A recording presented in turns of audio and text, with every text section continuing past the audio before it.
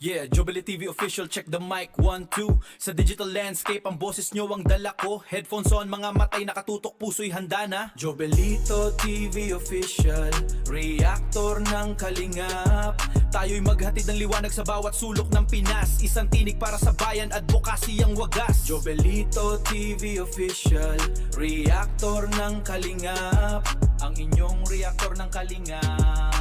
Yeah, reactor ng kalingap. Okay, so yun.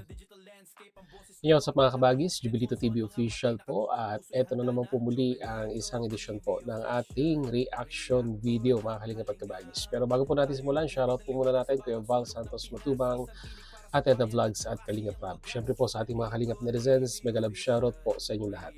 So ito na mga kalingap at kabagis, no? For today's reaction video, gawa lang po natin ang reaction at muli po pagbibigyan ng ating personal opinion regarding po dito sa naging live ni Dalaga na kung saan mga kalingap at kabagis ay ipinakita niya na po, no? Ito na. Ipinakita niya na po yung mga bitak or mga crack, ayan, ng kanilang bahay. So upon, no? Upon analyzing mga kalingap at kabagis ng mga ipinakita niya po mga crack, no? Ay hindi naman po natin may pagkakaila na meron talaga. No? May mga crack talaga. Pero ang napansin ko lang po dito, mga kalingap at kabagis, sa mga ipinakita niya pong crack, ay mostly ay sa wall natin nakita. No? Wala pong ipinakitang mga crack doon po sa mga integral part ng bahay. Ano po ba yung mga integral part ng bahay? Yung mga column, yung mga biga na talagang humahawak po or yung mga load-bearing areas ng bahay, mga kalingap at kabagis. At ganun din po sa video upload ni Dr. Lab ay ipinakita niya rin po, mga kalingap at kabagis, yung pong mga crack, no, na nagkaroon po, no, yung bahay nila Dalaga, no, mga kalingap at kabagis. Ito lang, no? Bakit hinintay pa natin ng mga ilang araw? Ito'y tanong lang naman po, no? Bakit hinintay pa natin ng mga ilang araw bago ipakita itong video na ito? Okay, we understood nung araw na nagkaroon ng lindol, may intindihan pa natin na hindi agad may papakita. Gawa ng syempre po ang priority po yung safety ng pamilya. Bakit hinintay pang lumampas ng mahigit 24 hours at makapag-comment ng mga ikangay negative na komento ang mga viewers bago po ipinakita yung crack? Yun lang naman po ang katanungan doon, mga kalingap at kabagis. At dito po, meron po tayong mga kinuhang yan, larawan doon po sa mga pinakitang cracks ng bahay, mga kalingap at kabagis, no? At dito po i-analyze natin, meron po tayong kinuhang tatlo, no?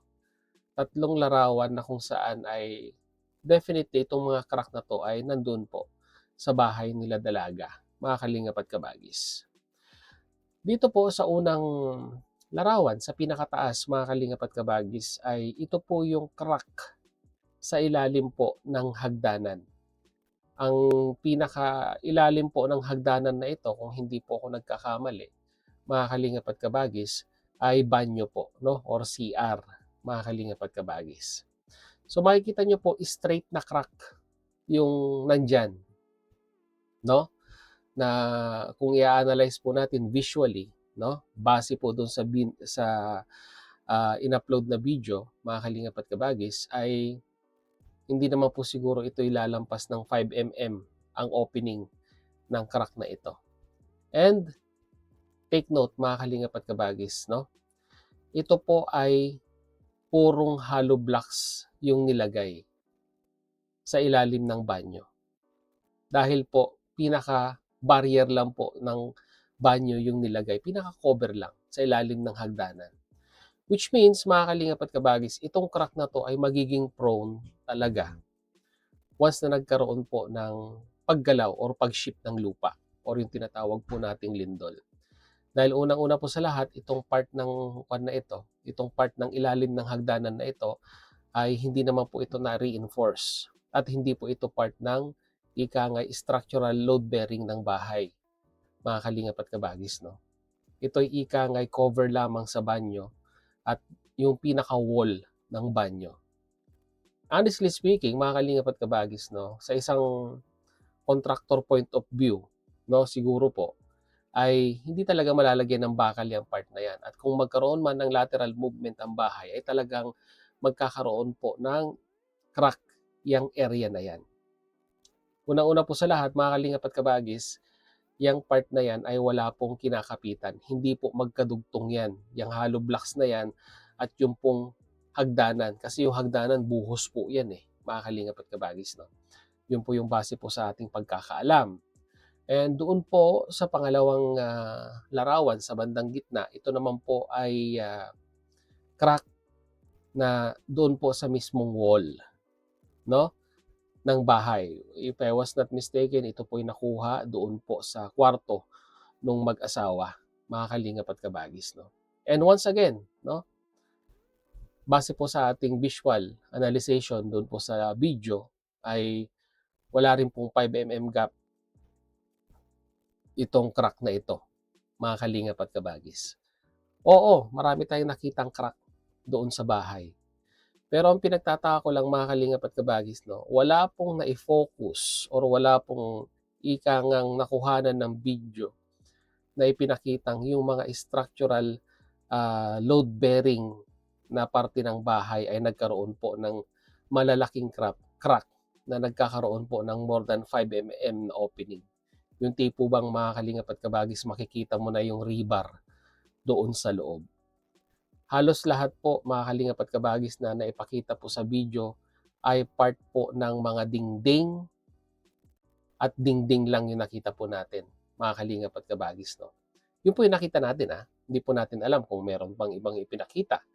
Pero dito po sa pangatlong video ay bakit pa kinuhanan? Tanong lang naman po, mga kalingap at kabagis, no. Kasi ito po ay parte ng kisame, no?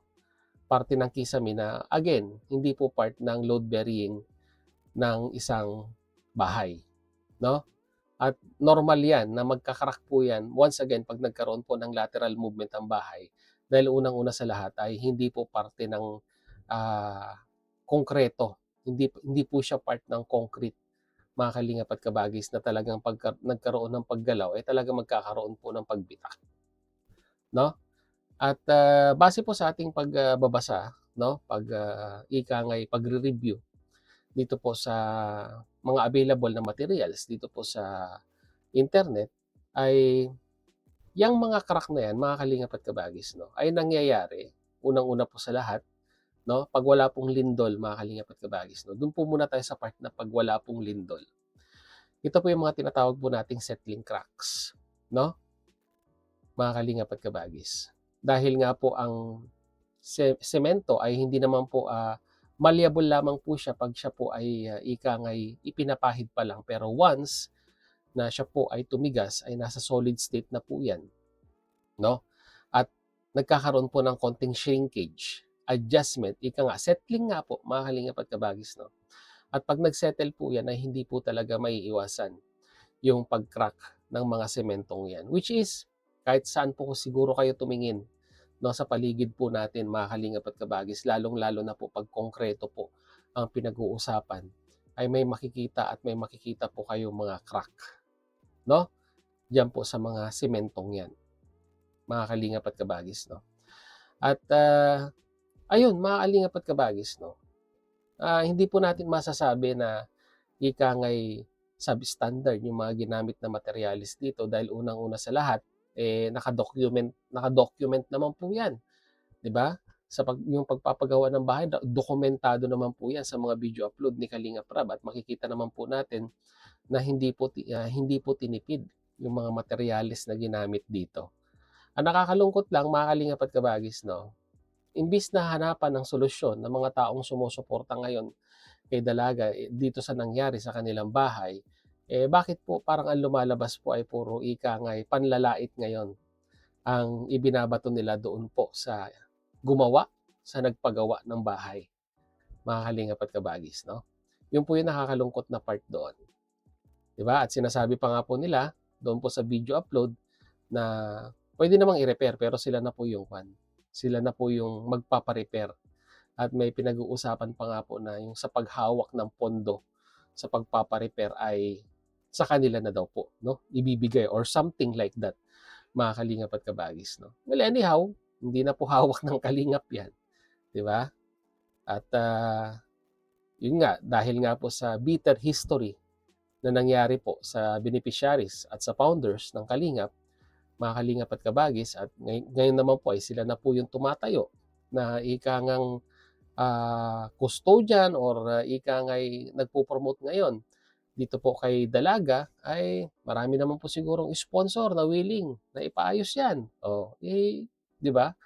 Ipaayos nyo na po at ipakita nyo sa Team Kalingap na mas magaling po yung mga, di ba? Mas magaling yung mga kukunin po nilang mga mason at may iwasan na po itong mga crack na ito.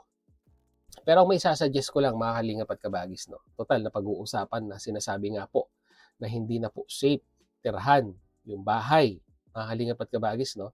Ito ganang sa akin lang for the record, no? Kasi kung vlogger po ang magi-inspect niyan, mga Kalingap at Kabagis, there will be there will be bias na mangyayari po dito. They will be focusing only dun po sa mga cracks or sa mga, sabihin na nating part ng bahay na talagang masasabi nilang ito, grabe to. Kailangan na maipakita natin. Ganang sa akin lang, mga Kalingap at Kabagis, para matuldukan na yung issue na iyan, kumuha po tayo ng professional na structural engineer para mag-evaluate ng bahay. Di ba? Para po hindi po mabahiran ng ikangay tinatawag nating kulay, no? Ng bawat partido, yung ipinapakita po nating problema ng bahay. Diba? Kumuha po tayo ng professional, pa-inspect po natin. Kung pwede pa po ba, safe pa po bang patirhan yung bahay na ito or hindi na. Diba? Mga Kalingap at Kabagis, yun lang ang pinakasimpleng solusyon dyan. At ika nga, yung mga crack na yan, para sa akin po, ay repairable po yan. No? Repairable po yan. Diba? Kung kayang habulin ng plaster, diba? Plasteran. No? Then pinturahan uli. Then wala na yung crack. Para sa akin po lang yun, mga Kalingap at Kabagis. Well, anyhow, yun lang po ang ating reaction video for today. And once again, ayan, mag-comment po kayo ng very considerable comment, no, sa ating pinag-uusapan ngayong araw na ito. At huwag natin i-bash, no? Kasi ikon po yan eh. Yung nangyaring yan ay hindi po rin natin na ika nga ay ginusto. No? Yan po ay ika nga ay nilikha ng kalamidad, ika nga ay natural disaster or natural cause, kaya wag po nating ibase yung komento natin base po sa ating nararamdaman, no? Doon po sa ating pinag-uusapan, no?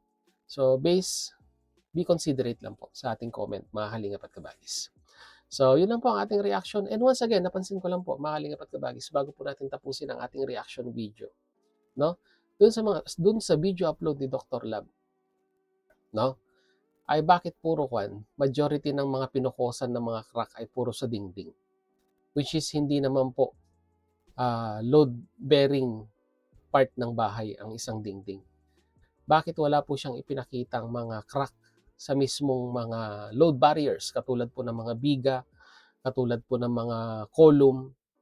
Dapat yun po yung ipinakita nila. Then masasabi po natin kung meron mga malalaking crack yung mga biga at yung mga column na yan, then we can consider it, mga Kalingap at Kabagis, na na-compromise na po yung integrity ng structure, no? Yung structural integrity po ng bahay. Pero once again, kung mapukusan man nila na ika nga, ito, biga, may crack, column, may biga. Kaso, yung pong mga biga at mga column ay meron po talagang palitada din. So, malay natin, yung palitada, yun lang po yung may crack, no? Kaya, uulitin ko po, consult the professional, structural engineer, to evaluate everything. Yun lang po yung masasabi ko dito, mga Kalingap at Kabagis. So, yun lang po. Hanggang dito na lang. Once again, this is Jubilito TV Official, proud member po ng Team Coos at ng Team Bios. As I always say, mga Kalingap at Kabagis, peace, God first. God bless po. Bye-bye!